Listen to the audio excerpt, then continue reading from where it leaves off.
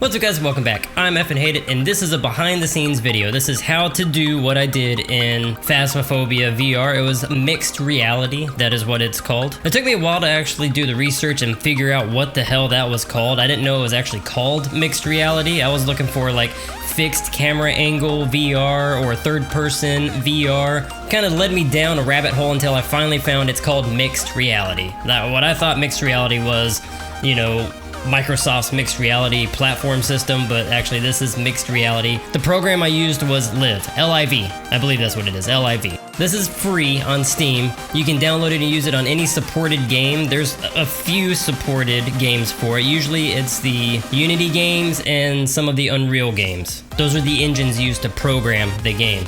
So first we're just gonna go ahead, download it, launch it. Your first initial launch is gonna ask you to download a driver. Select yes, you're gonna want to or it will not work. Alright, so I launched Capture. If you want to do the streamer kit, which I can't stream in VR yet, I'm working on that. As you can see, my room's pretty crowded.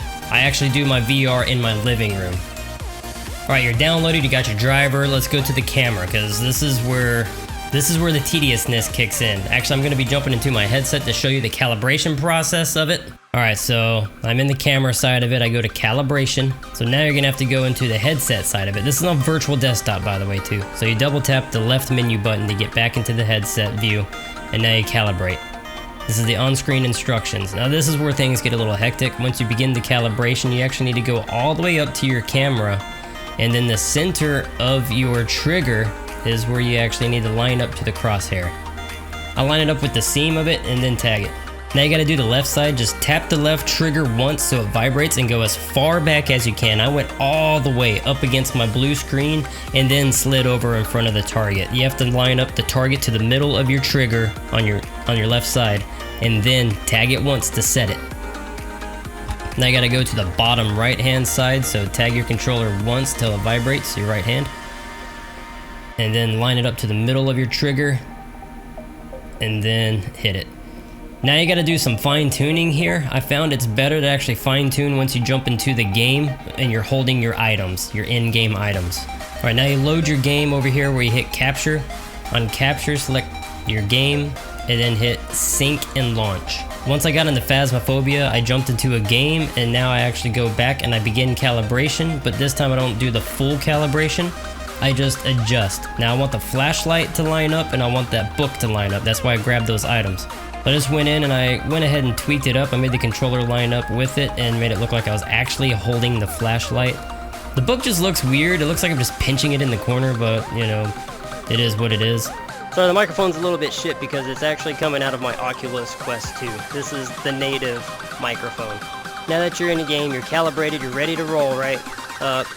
The screen is moved with the right joystick. If you're in Phasmophobia, and the majority of the games I've played, it's the right joystick to move your, I guess, your static camera around.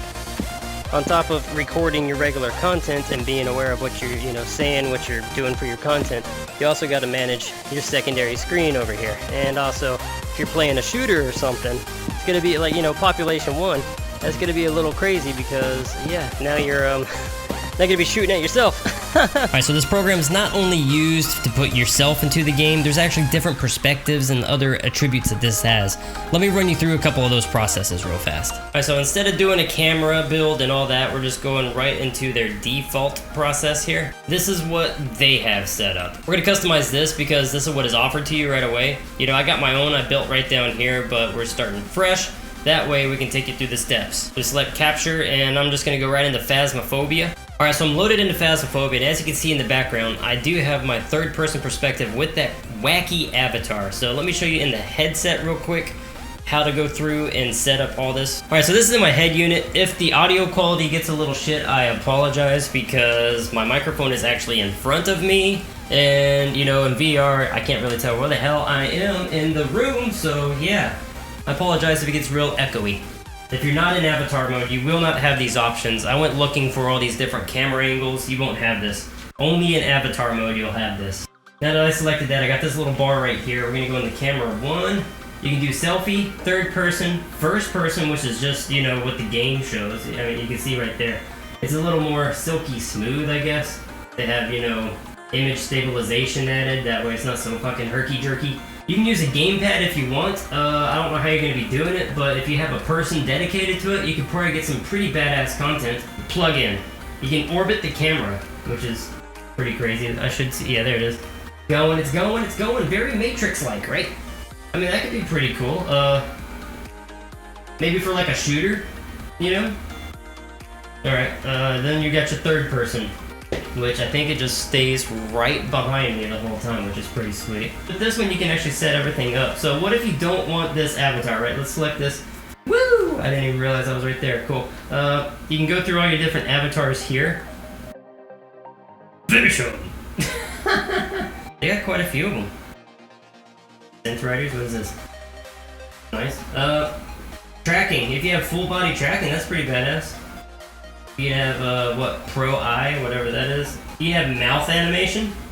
The cool thing about selfie mode is you can actually place the camera and everything. So with this one, I can just move it wherever I want. I think the only downfall is it stays right there, so if I'm like rotating around and shit. What's this? Oh, zoom in and zoom out. You can zoom way out too.